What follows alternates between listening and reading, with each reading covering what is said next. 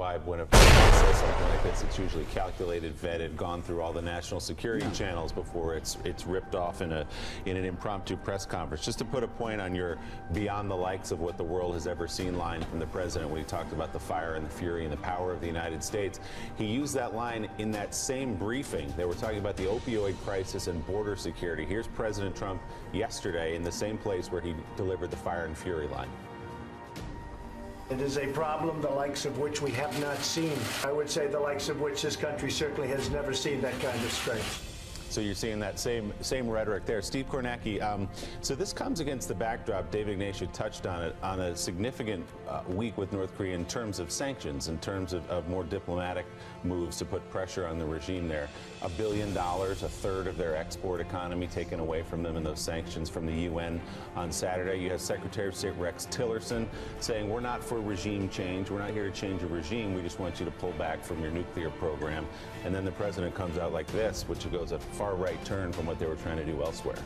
Well, it's interesting because the thing that I was trying to figure out listening to him yesterday, thinking about it afterwards, was who was the audience that was in his mind as he was delivering that? Was this a president who was thinking of the American people, how they're responding to the crisis? Was this an instinct on his to try to sound tough to the voters who elected him, to try to sound tough to the American people?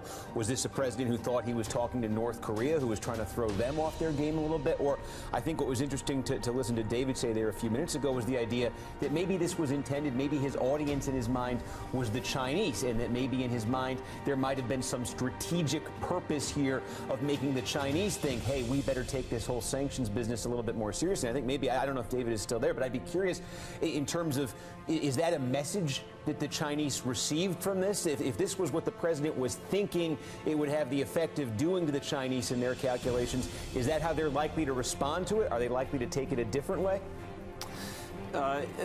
China and the U.S. are playing the little bit of the good cop, bad cop diplomatic round here, and China has been warning North Korea on its own, but also saying you're really going to have to get into this diplomatic round. You know, this guy's crazy. This guy's going to go after you.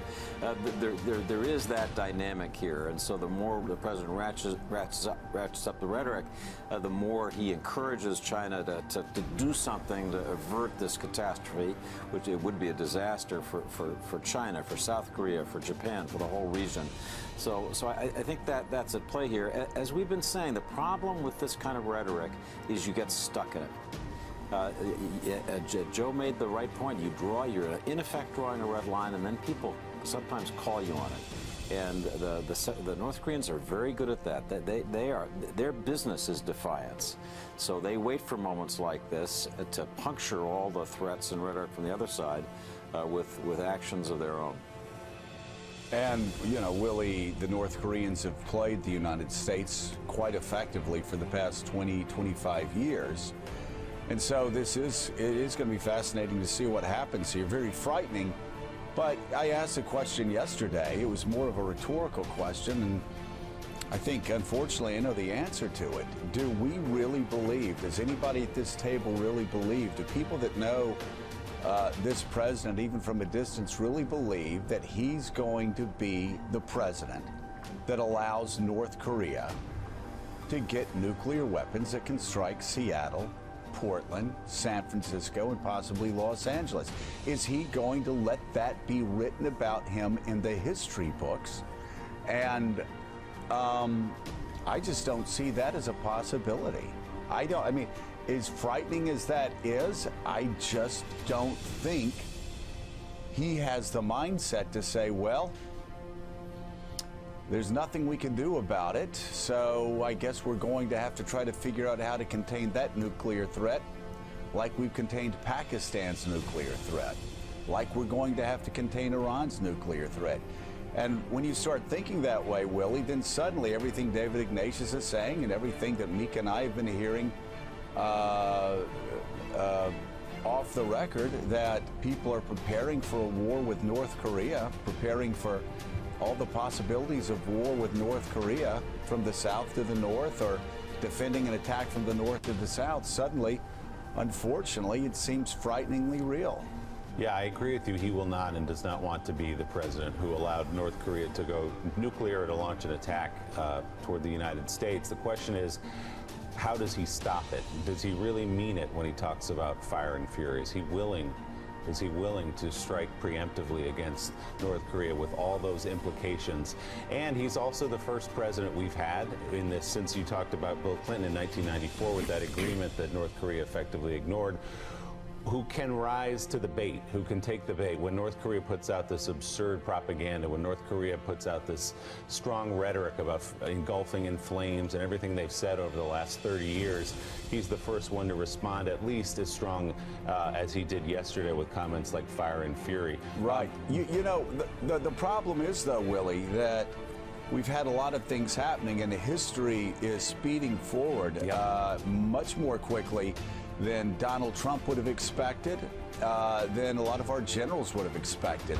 Things are happening faster out of North Korea in the development of these weapons than we would have expected. Barack Obama, again, when they were sitting talking during the break, during the transition, for those who haven't heard this yet, he sat down with Donald Trump and said, "You can worry about North Korea, about Obamacare, all you want to worry about Obamacare. Go ahead, do it.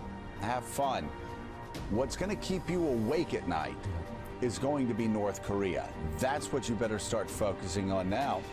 And of course, that's proved to be, unfortunately, all too true 6 months later. But I don't even think the Obama administration or many foreign policy experts could have expected their nuclear technology, their missile technology, to move this quickly forward in 6 months. Yeah, and Josh Green, it ties into your book a bit as you talk about the devil's bargain with Steve Bannon and Donald Trump and everyone else who's in the West Wing, influencing the way he thinks and the way the country is run. It doesn't sound like Steve Bannon, fire and fury, going after North Korea, engaging North Korea this way. Where is that mindset coming from right now? Well, I think what you see is that right now Donald Trump is not in the West Wing. He's not surrounded by people like Steve Bannon who can help present a more balanced view of maybe how to handle North Korea. Bannon, by and large, is an isolationist. There's not a guy in his cabinet who'd be pushing for this sort of thing. But as we've seen, when Trump goes to Bedminster, he pulls away from some of these advisors. He tends to react, it seems like, based on what he's seeing on television. It was at Bedminster that he decided to fire FBI Director James Comey. So he kind of gets out on his own and does his own thing without necessarily the staff support that you would want around him, especially on as volatile an issue as North Korea. And David Ignatius, this has always been the conflict at the center of Donald Trump's foreign policy. Even during the campaign, Donald Trump would say, "We fought too many wars. We need to bring our sons home. Let everybody else worry about their regions. Let them worry. We're not going to spend money on more missiles." And at the same time, in the same speech, he would say, "We're going to destroy ISIS. We're going to run them into the ground. We're going to wipe them off the face of the earth. It's easy. We're going to do it quickly. We're going to stand up to the Iranians. We're going to tear up that nuclear deal. We're going..." You know, there's always been Trump the isolationist when he's playing for the crowds, but then there's been Trump the Jacksonian, which, I mean, the purest sense of the term, being a Jacksonian in foreign policy. We're going to go over and we're going to destroy anybody quickly that gives us any trouble, then we're going to come back home. I think you're right, Joe. There's that tension in Trump. I think one of the things he's been consistent about is saying to U.S. allies and potential partners like China, either you step up and help more, whether it's purchasing weapons or cooperating in diplomacy, or we're going to have to take care of this. And I think that's a lot of the hidden theme here to China. You know, deal with this, or we're going to have a world of fire and fury, which is not in your interest. The other thing I'd say is, since right after the election, I have been listening to members of the incoming Trump administration talk about foreign policy issues. North Korea always was at the top of the list. This is one they have known was coming at them. They've been looking for options now for 6 months, and to be honest, they still haven't found any. That's why the generals and the CIA are being tasked so urgently to look at this, is because so far the answers keep coming back. It's a bloody mess that leaves everybody worse off. We've only scratched the surface on this story, Joe. Yeah. Yeah, and I was just going to say, and Willie, this is something that Americans need to know, This is something that has literally been keeping them up all hours of the night for months now. It's not like any of this is a surprise. They see this coming, and they have been losing sleep over it over the past 6 months. They certainly didn't want the president to escalate things yesterday the way he did, but as David said, they've seen this train coming, and they're preparing for it, but they're just no good options. Yeah, and they're preparing with a lot more than rhetoric, as David said as well. Still ahead on Morning Joe, ranking member of the Foreign Relations Committee, Senator Ben Cardin, joins us. Plus, former Secretary of Defense under President Clinton, a man who's experienced with this North Korean problem, William Cohen, how Clinton's warning to North Korea compares to what we heard from President Trump yesterday. And later, presidential historian Michael Beschloss joins us on what happens to be the 72nd anniversary of the atomic bombing of Nagasaki.